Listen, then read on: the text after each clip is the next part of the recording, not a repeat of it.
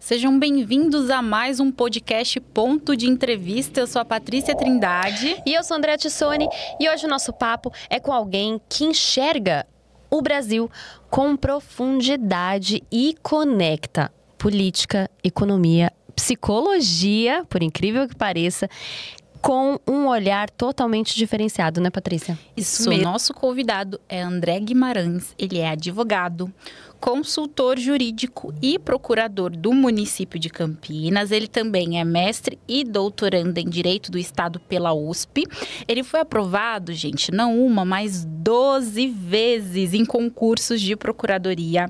Ele também já atuou como procurador no município de São Paulo e, como a Andréa falou, ele transita entre o direito, psicologia, economia, engenharia e política. André, muito obrigada pela sua participação. O currículo é extenso e vamos ter conversa boa hoje.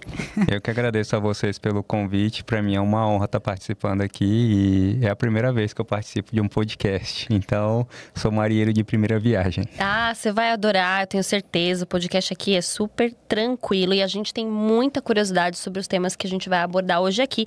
E eu queria que você falasse um pouco sobre a crise que está acontecendo entre os três poderes. Como que você enxerga isso? Bom, já vamos começar com uma polêmica, né? Isso. Na verdade, o que acontece é que o poder, ele não deixa vácuo. Então, quando abre um vácuo, esse vácuo é preenchido.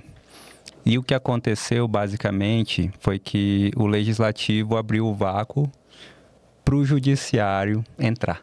Então, o legislativo deixou de atuar em muitas frentes. E aí o judiciário se assenhorou dessas frentes. Paralelamente a isso, nós temos também uma reconfiguração aí na relação entre o legislativo e o executivo. Por quê? Porque o legislativo agora tem as emendas PIX. E com isso, então, as emendas passam a ser de execução obrigatória, essas emendas PIX. Por essa razão, o executivo perdeu força, porque antes o executivo podia chegar e falar assim, tá, o orçamento é esse aqui, eu te prometo 100, mas eu posso te entregar só 30. Eu posso simplesmente contingenciar. Agora não. Agora não é nem ele que promete. É o executivo é o legislativo que impõe. Ele chega e fala assim, olha, é 100, você vai me entregar 100. E ponto. Então, isso reconfigurou a dinâmica entre os poderes. E você acredita, você consegue enxergar isso como algo positivo ou como algo negativo? Veja, eu acredito que o legislativo, ele é por assim dizer, o poder original do ponto de vista democrático, porque é no parlamento que a gente vê realmente a representação da população. Como assim? Às vezes, acontece do chefe do executivo ser eleito por uma margem estreita de votos, num segundo turno, como aconteceu na última eleição. A diferença foi de menos de 2% entre o vencedor e aquele que veio a ser derrotado na última eleição presidencial. Desse modo, o problema é que o vencedor, ele acaba levando todo o poder, embora, do ponto de vista de legitimidade, ele tenha apenas um pouco mais de legitimidade que o segundo colocado. Já no legislativo, isso não acontece, porque no legislativo a proporção entre as forças é mais bem representada. Então a gente vê ali, 10% da população acredita nisso, 10% dos parlamentares acreditam naquilo. 20% acreditam em outra coisa, 20% dos parlamentares então vão nessa linha. Então, realmente, do ponto de vista democrático, eu considero saudável que o legislativo tenha mais força nesse jogo de forças. E por essa razão que eu lamento o fato de o legislativo ter, de certo modo, sido omisso no exercício de muitas das competências que são para ele previstas pela Constituição e tenha permitido que o judiciário tenha se assenhorado dessas competências. Eu posso fazer uma pergunta? o porquê que isso aconteceu? Porque isso vem já de um tempo, não vem? Vem de um tempo. A Constituição prevê que o Legislativo regulamente diversas questões previstas no texto constitucional. E o Legislativo simplesmente se omitiu em relação a muitas delas. Então, vou dar um exemplo aqui clássico para quem é do direito. A regulamentação do direito de greve do servidor público. Isso está previsto na Constituição, ele será regulamentado por lei. E aí o Legislativo nunca legislou a respeito disso. A questão foi para o Judiciário e o Judiciário deu a solução que ele considerou a solução pertinente. Mas acho que todos concordamos que uma solução adotada por um Supremo Tribunal Federal com 11 pessoas, com 11 ministros, não é uma solução tão democrática quanto uma solução que passe pela Câmara dos Deputados com 513 deputados e pelo Senado Federal, com 81 senadores, né? Nesse jogo, inclusive, mais proporcional de representação de forças do ponto de vista popular. Mas, infelizmente, casos como esse, que são vários, poderia ficar aqui horas falando só sobre isso, acabaram fazendo com que o jogo das forças fosse direcionado para o judiciário. Então, como eu falei, é um vácuo que acaba sendo preenchido. Então, o legislativo não fez uso das prerrogativas previstas na Constituição. O judiciário foi lá e se assenhorou dessas competências. O jogo de forças é assim. As pessoas têm que ter em mente que ninguém dá poder a ninguém. Então, se você quer o poder, vá lá e conquiste. E depois que você conquistar aquele poder, você pega ele e usa. Exerça o seu poder. Se você não faz isso, alguém vai se assenhorar do seu poder e vai exercer no lugar de você. É exatamente isso. Nossa, eu fiquei impactada agora. Exatamente. Nossa. Faz todo sentido.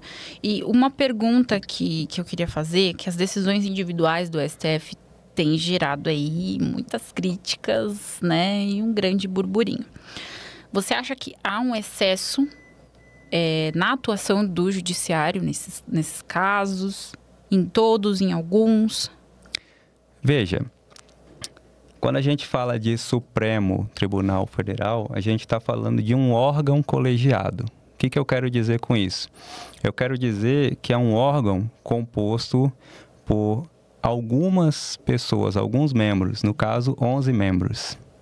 Então, o Supremo Tribunal Federal não é um ministro. O Supremo Tribunal Federal é o colegiado dos 11 ministros.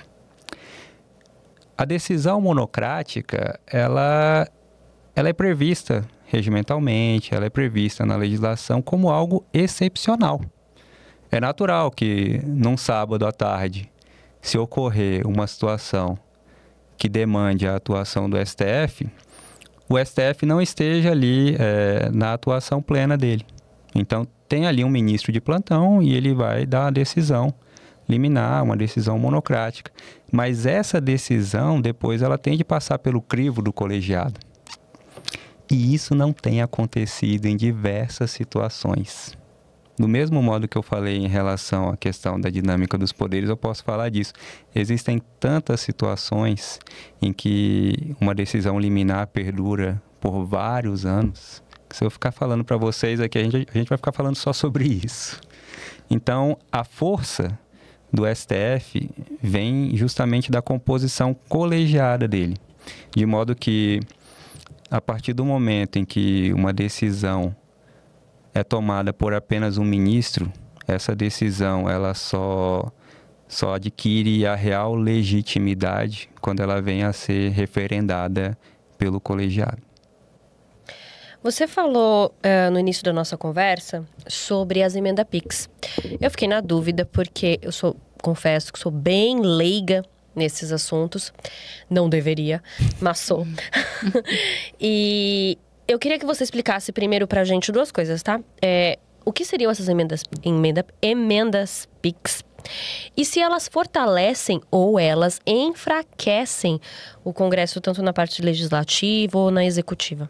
veja, para não ficar no juridiquês aqui, explicar de maneira simples, a emenda PIX é aquela que um parlamentar pode direcionar, por exemplo, para um município e falar, tá aqui, município de Campinas, tem 10 milhões de reais para você construir aí um posto de saúde. E ele simplesmente manda, o município de Campinas vai pegar aquela emenda e vai construir o posto de saúde. Mas ela é de execução obrigatória. Então, quando o legislativo faz isso, ele não precisa pedir autorização para o presidente da República. Ah, presidente, tem 10 milhões aqui, vê o quanto dá para passar. Não, é 10 milhões, é 10 milhões. Então, isso muda tudo na composição da operacionalização dessa questão orçamentária.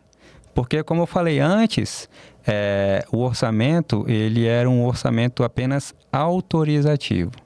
Olha, você está autorizado a gastar, sei lá, 100 milhões de reais. Mas como eu falei, de repente o chefe do executivo chegava e falava, eu sei que está autorizado 100 aqui, mas a situação está meio complicada, então só vou entregar 30. Vou contingenciar 70. Agora já não tem mais isso. Agora o legislativo fala, você vai me entregar 100 e ponto. Então, essa é a dinâmica do poder. E essa foi, assim, a maior mudança que houve na relação entre o legislativo e o executivo, que é o chamado presidencialismo. Entendi. E a nova regra fiscal, ela traz mais responsabilidade ou mais descontrole, digamos assim? Veja, a nova regra fiscal, ela tem um grande problema, porque ela está ancorada no aumento de receitas. Então, eu vejo ali alguns financistas até brincarem, falando assim, na verdade, ela não é um teto de gastos, ela é um piso de gastos. E ela foi criada sob a justificativa de que a regra anterior, né, que foi implementada pelo então presidente Michel Temer, ela acabava sufocando o executivo na implementação de políticas públicas. Ah, não, está chegando no limite aqui, tem que cortar, tudo tem que cortar. Mas o problema é que a regra atual, ela acabou gerando no executivo uma liberdade para gastar que, na verdade, não deveria existir para ninguém. Especialmente quando o governo é um governo gastador que, no atual contexto, gasta mais do que a gente gastou na época da pandemia, por exemplo. Então, nós estamos aí desde 2023 tendo orçamentos deficitários. Basicamente, o orçamento aprovado diz, olha, a gente vai gastar mais do que a gente vai arrecadar. Isso está dito, porque o que é o orçamento? O orçamento é uma lei que basicamente aponta quais vão ser as receitas e quais vão ser as despesas do governo. E o orçamento fala, olha, a nossa receita é menor do que a nossa despesa. Então, quando você gasta mais do que você arrecada, você entra em déficit. E muitas pessoas comentam que o Brasil está em colapso justamente por conta disso. Você tem essa percepção? Não é uma percepção, é uma certeza. Isso é um fato. Estamos assim, em colapso mesmo. Real. Eu podia pegar uma corda e ilustrar para vocês aqui. Pega a corda, coloca a corda no pescoço e eu puxar essa corda aqui dos dois lados. E aí o que vai acontecer se eu fizer isso? Eu vou me enforcar, certo? O governo deliberadamente está fazendo isso, está se enforcando. E ele vai até o ponto em que ele vai desmaiar. Ele não vai conseguir se matar com isso porque existe o instinto de sobrevivência. Mas o fato é que, da forma como os gastos estão crescendo, basicamente o que vai acontecer é que vai chegar num ponto que o governo não vai ter mais nada para gastar. Eu vou dar um exemplo bem simples, tá? Eu li recentemente uma estimativa de um economista que eu respeito muito, falando que, da forma como a situação está, a gente pode chegar em 2027 tendo o governo federal com espaço para investimentos de menos de 9 bilhões de reais. No orçamento de 1 trilhão de reais, é mais de 1 trilhão o nosso orçamento federal, 9 bilhões de reais não é nem 1%. Então, a gente vai ter 9 bilhões para o orçamento federal, não é praticamente nada, não dá para construir uma estrada. 9 bilhões é o troco da pinga. Mas é por quê? Porque a gente tem os gastos obrigatórios crescendo muito, a gente tem um governo que gasta com coisa que também não é obrigatória muito, e aí sobra pouco espaço, assim. É um tema muito complicado, mas eu estou falando para vocês, assim, é uma realidade. Sim. Basicamente, o nosso espaço para gastar está cada vez menor, o nosso orçamento prevê que nós, todos os anos, desde 2023, estamos gastando mais do que estamos arrecadando. E o que acontece quando você gasta mais do que arrecada? Você precisa pegar dinheiro emprestado. E aí a nossa taxa de juros explode, nós estamos com a taxa de juros aí beirando 15%, e a inflação sobe, porque é basicamente isso, gente. Assim, a gente tem que aceitar que a economia funciona de uma determinada forma. Não fui eu que inventei, não foram vocês. Mas se ela funciona de uma determinada forma, você tem que saber, olha, então, se eu fizer isso, a consequência será essa. Então, eu tenho que ver, eu aceito essa consequência ou não. E, basicamente, nós estamos entrando nesse colapso aos poucos. Então, como eu falei, pegar uma corda e se enforcar. Você faz isso, tá. Até o ponto que você vai desmaiar, você não vai morrer. E aí eu falo para vocês, se tem uma boa nova que eu posso trazer para vocês, pelo fato de estar em sintonia com vários agentes políticos, vários agentes econômicos extremamente relevantes, é que o sistema vai se salvar. E eu não falo sistema de maneira pejorativa, não. Eu falo que o sistema precisa sobreviver. Então, eu não tenho a menor dúvida de que o atual presidente não será reeleito. Não tenho a menor dúvida disso. Porque o próprio sistema já entendeu que se ele ficar lá, vai chegar ao colapso.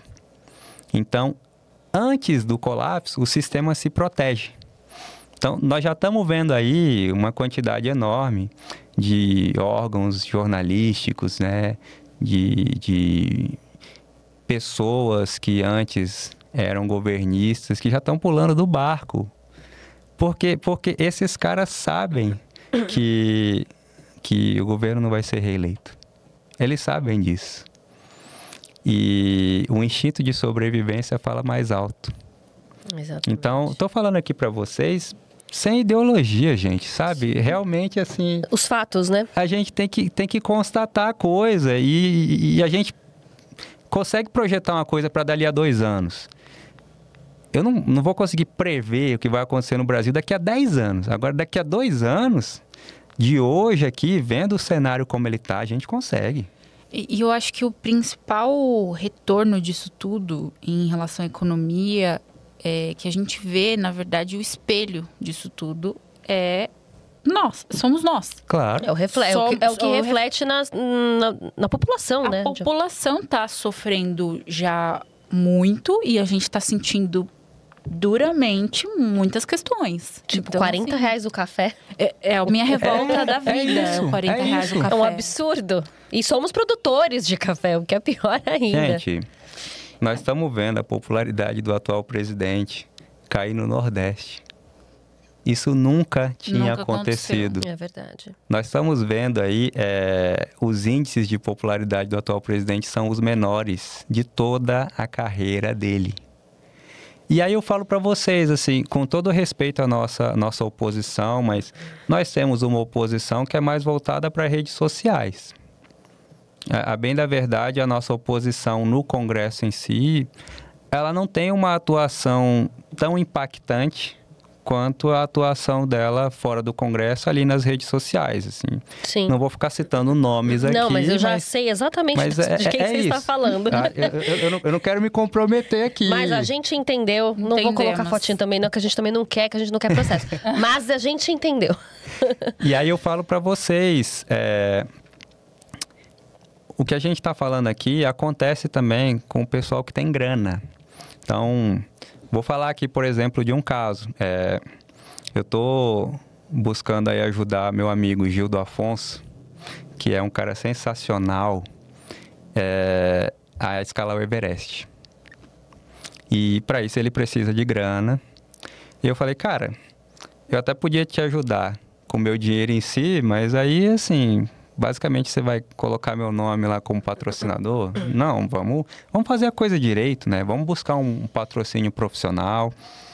E aí, anteontem, eu recebi a resposta de um agente muito qualificado aí nessa área de patrocínios de atletas. E ele me falou basicamente o seguinte: André, o problema é que o dinheiro está escasso.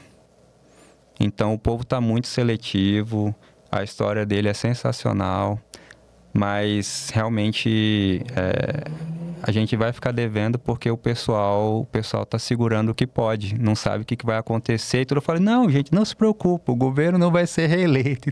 Falei, tudo bem, você tem essa convicção, mas eles não têm essa mesma convicção, eles não têm essa certeza, de modo que realmente ele precisa procurar com outras pessoas aqui, porque as pessoas com quem eu conversei falaram, tá difícil de arrumar patrocínio, porque a grana tá curta. É a incerteza, né? A incerteza, muita incerteza. Bate mesmo. Muita. E é natural, gente. Assim, não tô reclamando É instinto de ninguém, sobrevivência, né, gente? É humano, né? Quase instintivo mesmo. E eu acho que tá todo mundo... Eu não sei se eu vou ter amanhã, eu preciso guardar o que eu tenho. Acho que tá hoje. Todo mundo nesse mesmo momento, assim, de desespero, Estamos, assim. de certo modo, assim... Guarda o que tem, porque... A gente não sabe. Exato. E é um medo, né? É e o medo do colapso. É o medo do colapso, gente. Porque a gente assim, não eu falo, não consegue vai ver. acontecer o colapso. Não vai acontecer o colapso. Não vai chegar com... Não se preocupem. Mas assim, Mas o vai chegar pessoal na olha e fala assim, pontinha ali. o André é otimista. Só um pouco. Cara, eu diria que eu sou realista, mas tudo bem. Me considero otimista. Pro pessimista, o realista é otimista. É verdade. Mas faz sentido. É um sistema muito grande. Sim. Para se deixar abater por algo que vai colapsar todo esse sistema. Não é interessante para ninguém. Não. Então, provavelmente, as suas análises estão completamente certas. Anotem aí e me cobrem em novembro, que o segundo turno vai ser final de outubro. Me cobrem em novembro. Olha lá, só, Do ano que vem, né? Eu vou fazer um corte perto das eleições. Vou voltar pode esse fazer, corte. Pode fazer, gente. É isso aí. Agora eu queria falar, então vamos entrar em outro tema muito pertinente, que é a reforma tributária. Ela é uma reforma mesmo? Porque a gente já entrevistou pessoas aqui falando assim, que não é uma reforma de jeito nenhum. Ela é uma reforma de fato e ela veio para, na verdade, destravar, né, esse crescimento, ou ela ainda tem alguns pontos críticos que precisam ser trabalhadas? Veja, a reforma tributária foi uma reforma mesmo, tá? Então, basicamente, ela promove ali a simplificação do sistema tributário. E realmente foi uma simplificação que nunca ocorreu. Mas ela tem também alguns pontos sensíveis que hoje são objeto de bastante discussão no Congresso. Essa semana mesmo eu estive lá na CCJ do Senado, não como debatedor, mas acompanhando os debates. E existem muitos pontos de discussão, porque, lógico, nós estamos num dos sistemas tributários mais complexos do planeta. Então, para simplificar muito a resposta, a reforma tributária simplificou o sistema tributário. Tem muitas questões a serem discutidas. Houve muitas concessões a diversos setores específicos que são naturais no processo legislativo. Então, não adianta você pensar, tem que fazer isso. Cara, você acha isso, mas tem o parlamentar que defende a outra bandeira. Tem o parlamentar que é desse setor. E assim, tá tudo certo. É isso que eu tô falando, é mais democrático. O legislativo é o poder mais democrático por isso. Porque ninguém chega a ser a senhora do poder e fala, sou eu e vai ser assim. Não. Então, há uma composição de forças ali. Mas ainda tem muita incerteza sobre o que a reforma tributária vai realmente gerar de impacto. Existem vários estudos apontando que realmente ela vai, de fato, promover uma melhora na eficiência do sistema tributário, porque ela reduz o que a gente chama de custos de conformidade. Basicamente, a sua empresa vai precisar gastar menos para estar de acordo com o que prevê a legislação. Então, se ela vai precisar gastar menos com isso, ela vai ter mais dinheiro para gastar em outras coisas e fazer a empresa crescer e andar melhor. E, André, o que você acha que falta para resolver os gargalos de infraestrutura do nosso país? Nossa, que pergunta. Que são gente, calma, gargalos. gente. A gente já vai na paulada. Eu vim em só paz. alguns gargalos, não são muitos, acredito. Nossa, só que não, gente. né? Olha, infraestrutura, na verdade, é um problema muito sério no Brasil, justamente por essa questão orçamentária. Muito sério. Porque ela entra na parte de investimento do orçamento. E quando a gente tem pouco dinheiro para investimento, a gente vai investir menos em infraestrutura. Então, nós temos, por exemplo, um modelo do sistema de transportes que não é o modelo mais adequado para escoar mercadorias. Então, é um modelo muito focado, por exemplo, no modal rodoviário, estrada, mas qualquer pessoa que já estudou um pouquinho ali no livro de geografia sabe que o modal rodoviário é muito mais caro que o modal ferroviário, é muito mais caro que o modal hidroviário. Mas foi a escolha que o Brasil fez há algumas décadas. Então, basicamente, a melhor forma que a gente tem de viabilizar investimentos em infraestrutura é via parcerias público-privadas. E, embora seja um modelo cada vez mais bem sucedido, ele ainda gera resistência, especialmente na classe política. Então, a gente precisa de pessoas cada vez mais conscientes da importância do papel dos agentes privados para a gente conseguir implementar boas parcerias público-privadas. E aí, é uma questão que ela é muito mais complicada do que isso, porque, por exemplo, a gente falou agora há pouco aqui da taxa de juros que está beirando 15%. E, basicamente, a taxa de juros é o referencial para qualquer investimento na economia brasileira. Basicamente, o investidor, ele olha e fala assim, olha, 15% eu já tenho comprando título público e tendo liquidez diária. Então, para eu correr o risco de investir numa estrada, num porto, num aeroporto, eu preciso ter uma rentabilidade maior que isso. Não faz sentido eu ter uma rentabilidade ali de 15%. Isso eu consigo de graça, vamos dizer assim. Compro o título público e pronto. Aliás, muita gente que não entende de finanças se pergunta, né? Como é que o rico investe? Eu vou te explicar como é que o rico investe no Brasil. Olá, Patrícia, vamos aprender. No Brasil, pessoal rico. Só falta ficar rica. É. Só tá faltando... É só essa parte. Deus, sua filha está pronta. A estratégia ele vai dar agora. Vamos lá. A estratégia é bem simples. Vamos supor que você ganha na loteria ali 100 milhões de reais. Ganhou 100 milhões de reais. Você pega esses 100 milhões, você monta um fundo de investimentos com uma taxa de administração baixíssima. Você compra títulos públicos e você vai ganhar todo ano praticamente 15 milhões de reais. É assim que rico investe no Brasil. Então, o rico no Brasil, ele não precisa correr risco para continuar rico. Ele pura e simplesmente compra título público. Então, qualquer coisa ali rendendo CDI, mantém o cara rico. Então, é o que fazem as famílias ricas no Brasil. Elas pura e simplesmente investem em renda fixa. Não vai para a Bolsa de Valores, não investe em sistema produtivo, não tem necessidade de montar um negócio, não precisa. O Brasil é o paraíso dos rentistas. é uma coisa meio estranha, assim. Eu não tô falando isso com orgulho, não, mas tô explicando para vocês como é que a coisa funciona. Eu não tô achando muito legal também, não, sendo muito sincera com você. Mas se você tivesse 100 milhões, você ia achar bem legal. Ah, mas é o caso de eu não ter, então eu vou pensar no lado do pobre. Pois é.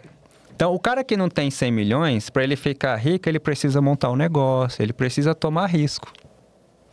Que é o que o cara que não tem 100 milhões ou 50, 25. Essa é a faixa aí para você montar um fundo. Tá? Menos que 25 milhões aí não faz muito sentido, porque tem os custos, né? Você tem alguns custos para montar um fundo. A gente achando que 1 milhão muda, nossa. 1 milhão, gente... É dinheiro assim, de pinga.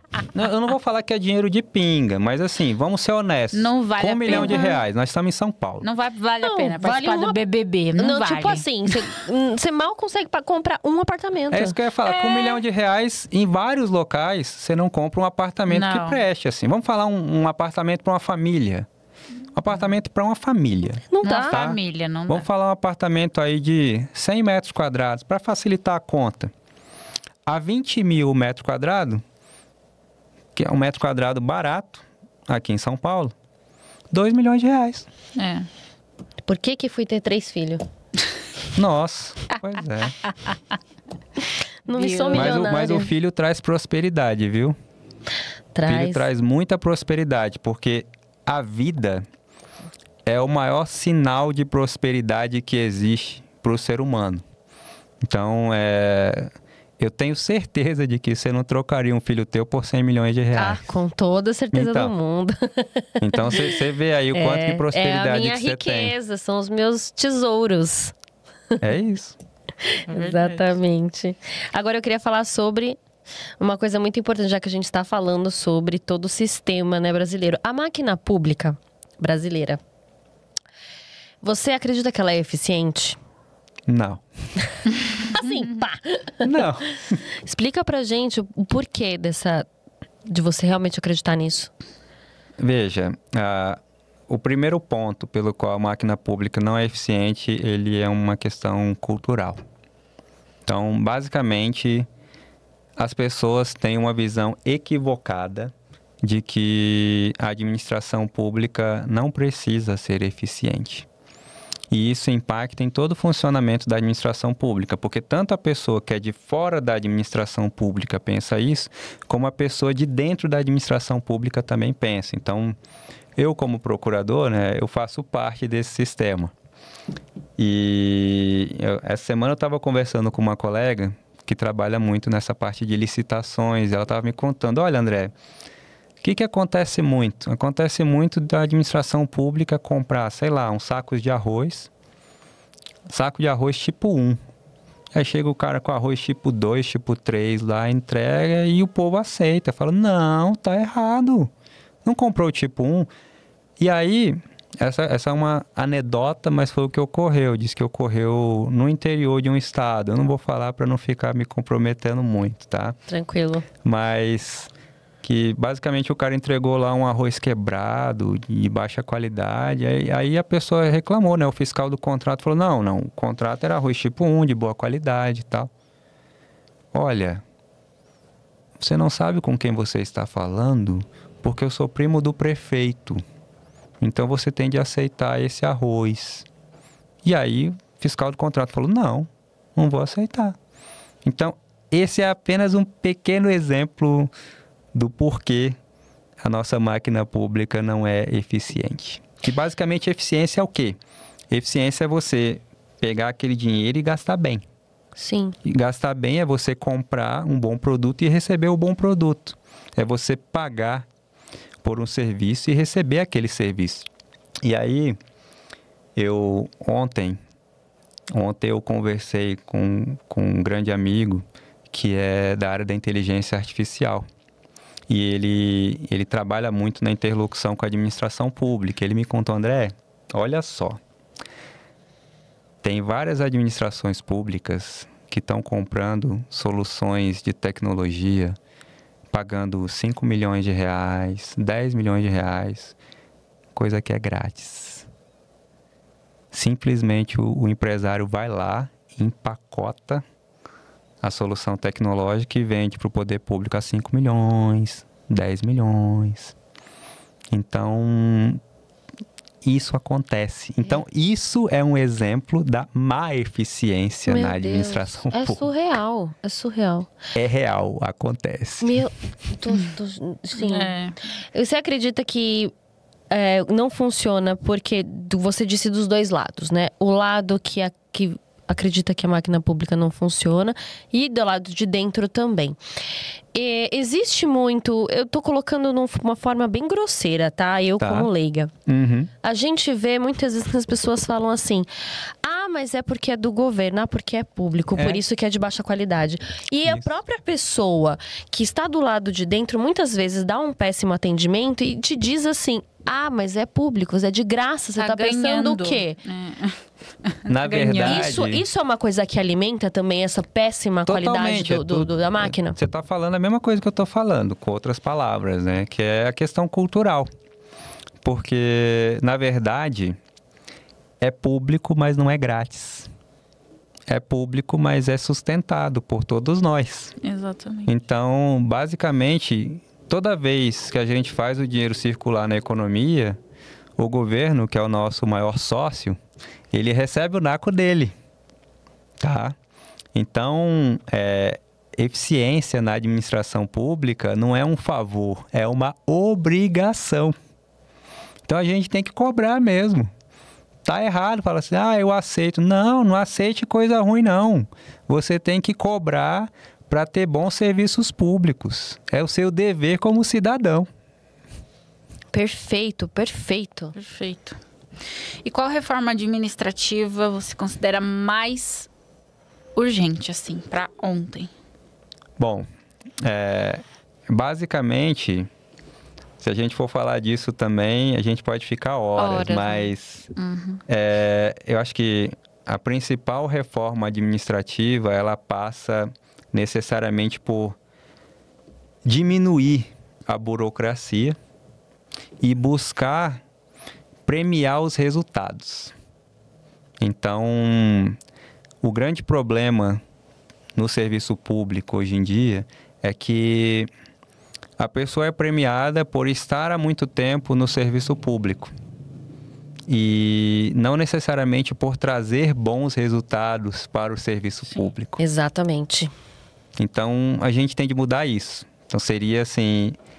o principal ponto de reforma administrativa. Mas tem muitas outras coisas também. É que se eu ficar falando aqui, talvez... Eu não quero deixar ninguém triste, eu não quero deixar ninguém deprimido. A gente tá ficando meio deprê já. Entendeu? Assim, eu quero uma coisa alegre. Acho que alegre, se tratando desse tema, não vai rolar. A gente tá ficando murcho aqui. Eu queria te perguntar uma coisa. O principal conselho, como você já está né, você trabalha, já concursado várias vezes. Quantas vezes? 12 aprovações. 12 vezes, gente. Assim, é surreal, de verdade. Parabéns. Obrigado. Conselho que você dá para quem quer entrar na área jurídica, né, no serviço público? Olha, vou dar um conselho mais genérico, mas para o pessoal entender. Assim, na verdade, nesse ponto... a administração pública, ela tem um processo seletivo muito interessante. Porque realmente... E aqui eu não vou usar de falsa modéstia.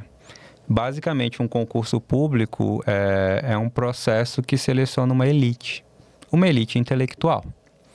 Então, se você quer estar nessa elite intelectual, você tem de estudar muito. E esse estudar muito envolve você estudar com bastante eficiência, com bastante assertividade, mas reconhecer que precisa fazer muitos sacrifícios. Então, hoje eu estou aqui falando com vocês como uma pessoa bem-sucedida na área de concursos, mas eu posso assegurar para vocês que foram anos de estudo, foram anos de dedicação, foram anos de renúncia. Então, realmente não é algo que você vai conseguir da noite para o dia, não é algo fácil. Então, se tem um conselho que eu posso dar é o seguinte: tenha certeza de que você quer e aceite pagar o preço. Uau! Eu acho que melhor do que isso, impossível. Impossível. Cirúrgico. Exato, é isso. E quais as áreas do conhecimento que você considera como as fundamentais para quem deseja contribuir, né, e compreender os desafios dessa máquina aí? Veja, lógico que a especialização ela é muito interessante e nós estamos num mundo que tem muita informação. Então, vou contar para vocês, por exemplo, que o Da Vinci, Leonardo da Vinci, é considerado o maior polímata da história. Estima-se que, na época em que ele esteve vivo, ele dominou cerca de 1/3 do conhecimento que existia no planeta. E graças a isso, então, ele contribuiu muito na área da engenharia. Então, ele é o precursor do helicóptero, do escafandro, diversas outras máquinas, armamentos. Também contribuiu, né, nas artes. A Mona Lisa é o maior exemplo disso. Mas a matemática que ele sabia era uma matemática mais simples do que a que a gente aprende no ensino médio. Então, o que eu quero dizer para vocês é que hoje em dia realmente não tem como a pessoa dominar 1/3 do conhecimento da humanidade. Mas quando vocês me apresentaram, vocês apresentaram um perfil de um polímata. É assim que eu me considero. E, na verdade, todos nós deveríamos ser polímatas. E todos nós, em algum momento da nossa vida, já fomos. Todos nós que frequentamos a escola. Porque o que é o polímata? Polímata é a pessoa que estuda várias áreas do saber. Então, quando a gente está na escola, a gente estuda biologia, química, a gente estuda física, matemática, a gente estuda português, geografia. E aí, muita gente passa pela escola pura e simplesmente buscando sobreviver e se livrar logo disso. E aí, o que faz diferença para um cara como eu é que eu continuei estudando essas coisas. Então, o principal é você ter curiosidade, é você buscar. Então, assim, as perguntas que vocês me trouxeram aqui são perguntas que eu já me fiz em algum momento e fui lá estudar, fui aprender, fui me desenvolver. Então, hoje, a gente tem uma vastidão enorme de possibilidades de aprendizagem e seja curioso, vá atrás, conhecimento está praticamente gratuito. Acesso à internet e você aprende muita coisa. E hoje em dia tem até o ChatGPT que te responde perguntas. Muito. Uso muito. Até perguntas que não envolvem Fala as assim, chat, áreas. traça meu perfil psicológico com base em tudo que eu já te pedi. Nossa, sensacional, gente. Assim, E ele traça. eu lamento que tanta gente ainda tenha preconceito com inteligência artificial. Eu acho maravilhoso. E a gente é da comunicação, mas assim, é um facilitador. Muito. grande. Porque ali, assim, você não precisa mais contratar um professor. Você usa a inteligência artificial e tem um professor ali, a hora que você quer. E você fala, não entendi isso, explique de uma outra forma. Pronto. Ele vai lá e te responde de outra forma. Eu acho isso maravilhoso, divino. Agora, vamos entrar numa outra questão aqui que eu sou apaixonada por psicologia, somos. Um podcast foi criado até com base em questões de saúde mental. Legal. E a gente quer falar um pouco sobre essa polarização política. Tá. O porquê que isso aconteceu? Nos fatores psicológicos falando, né, mesmo assim, essa coisa da massa, né, controle das massas, enfim, tem vários livros muito legais que falam sobre. Como a gente identifica o porquê dessa polarização, o que isso gera na cabeça das pessoas e como que a gente lida com isso? Eu poderia responder de muita forma. Muitas formas, mas basicamente é o seguinte: todo mundo tem uma noção do que acha certo, do que acha errado, do que acha bom, do que acha mal, tá? A polarização parte daí. Então, basicamente, a polarização vem do que eu considero que é correto, do que a outra pessoa considera que é correto.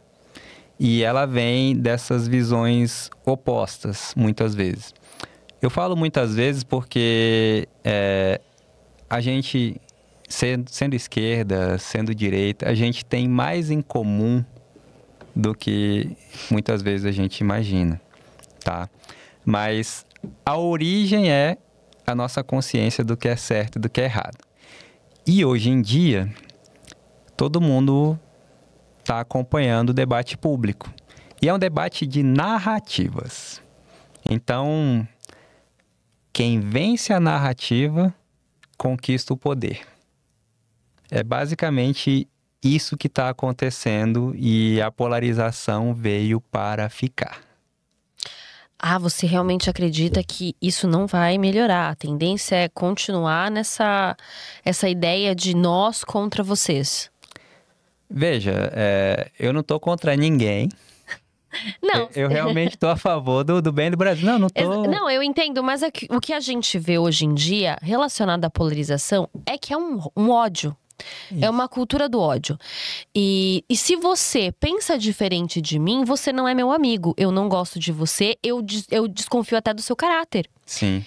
E isso é muito perigoso quando a gente trata uma questão política. Tudo é política. Mas onde está o meio termo e por que as pessoas estão entrando nessa coisa tão assídua, tão fervorosa, relacionada à política?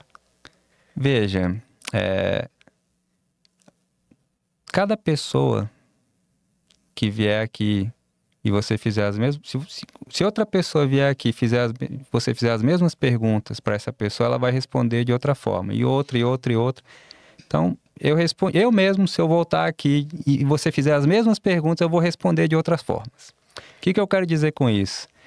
Cada pessoa tem sua opinião. Então, cada pessoa fala, eu acho certo isso, eu acho errado aquilo e tal. A partir disso, então, existem bilhões de opiniões no mundo.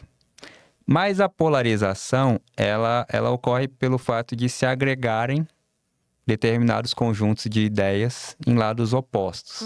Sim. E o ódio vem pura e simplesmente do fato de que a pessoa fala, olha, eu quero que a minha linha ideológica esteja no poder, não a sua.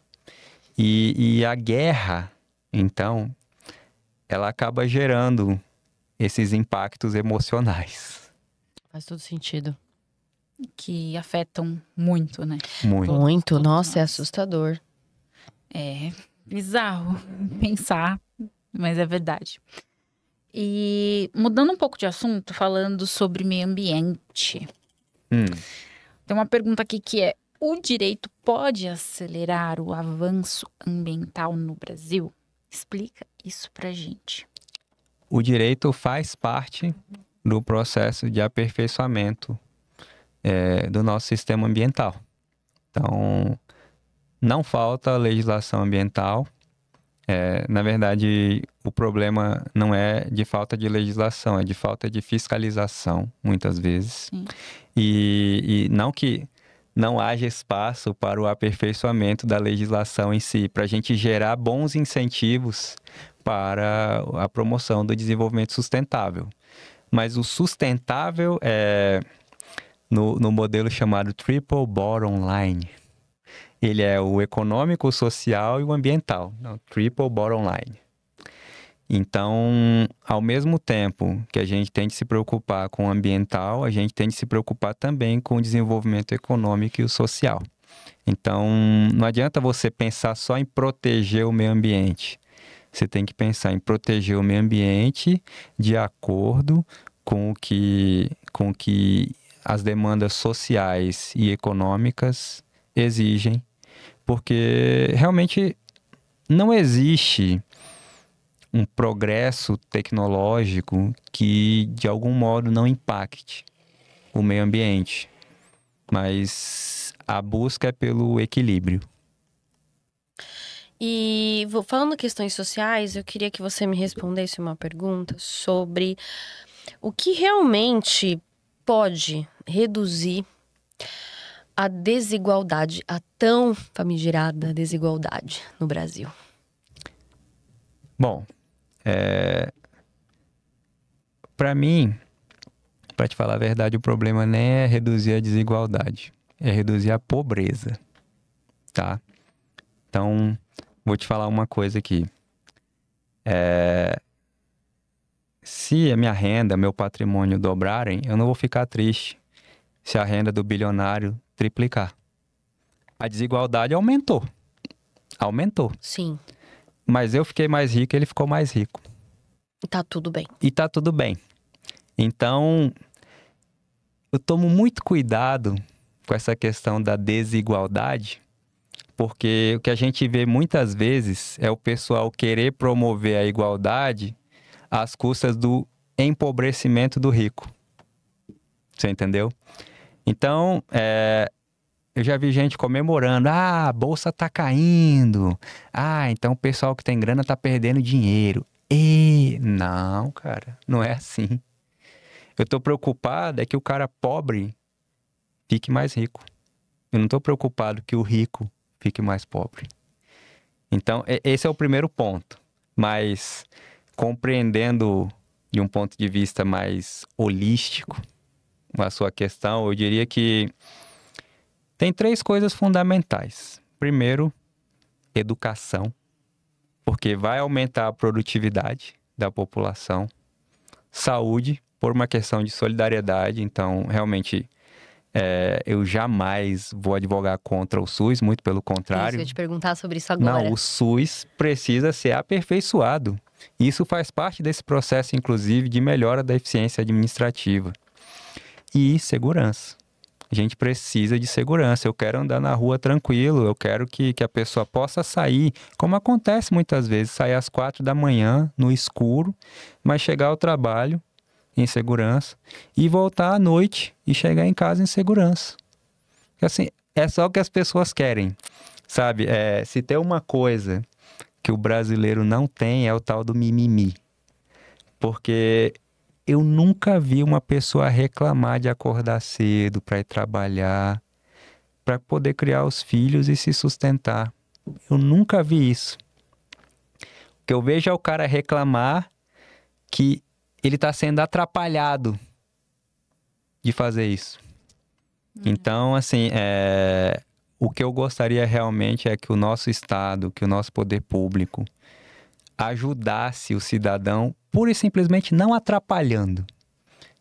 Fazendo isso, ele já está excelente. Meio caminho andado, né? Eu diria que mais que meio caminho andado, viu? Mais que meio caminho andado. O básico bem feito já seria... Nossa, o básico no Brasil já é um aluno muito acima da média. Isso é até triste da gente imaginar, né? É triste. Porque a gente querer o básico que a gente deveria ter por obrigação. Concordo plenamente contigo. Caminhando para o final da nossa conversa, fala pra gente qual a sua visão para o Brasil nos próximos 10 anos. Quais as transformações mais relevantes que você acredita que teremos aí? Olha...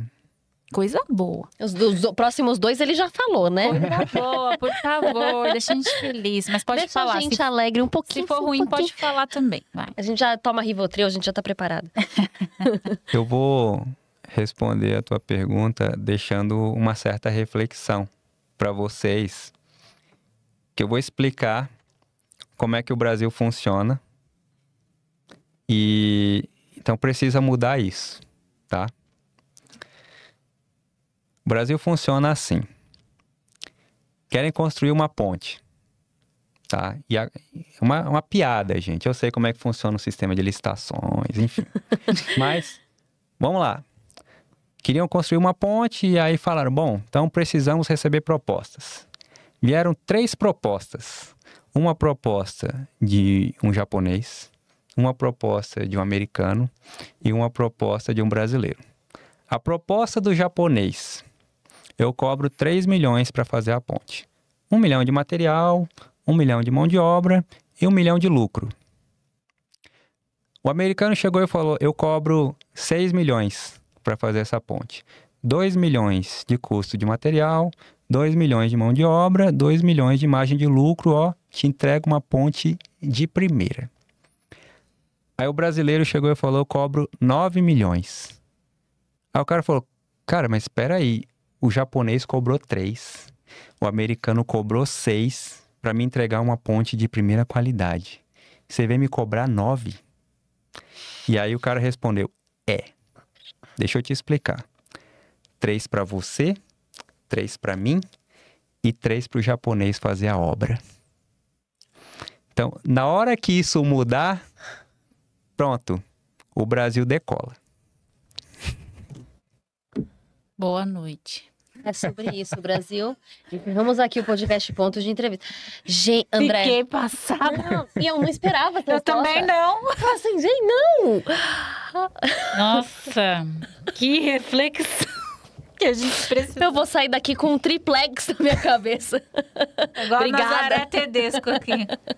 De nada, Meu gente, Deus, olha. Muito obrigada. André, muito obrigada pela sua participação. Foi de verdade uma honra, foi esclarecedor. E você tem uma didática sensacional. Eu fiquei muito surpresa Você é de verdade. cirúrgico. A gente conseguiu entender absolutamente... E ó, que a gente tem uma dificuldade para entender dessas coisas.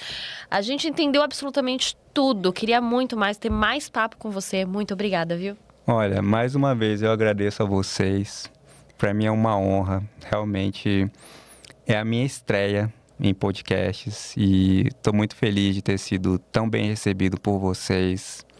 Realmente fico feliz aqui de poder ter esse espaço aqui para transmitir um pouco dessa visão sobre o Brasil, sobre política, sobre economia, sobre direito. Obrigado, gente. E essa reflexão, né? Super reflexão. E deixa suas redes sociais para quem quiser acompanhar você. Eu acredito que você deve fazer essas reflexões lá também, né? Também faço reflexões, Eu vejo. especialmente em carrosséis, mas também já comecei vídeos ali. No Instagram é @andreguimarães.x.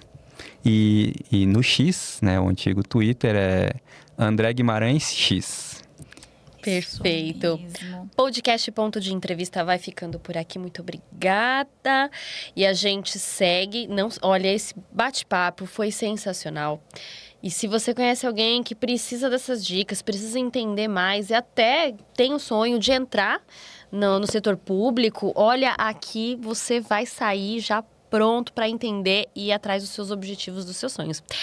Não se esquece de se inscrever no nosso canal, receber as notificações.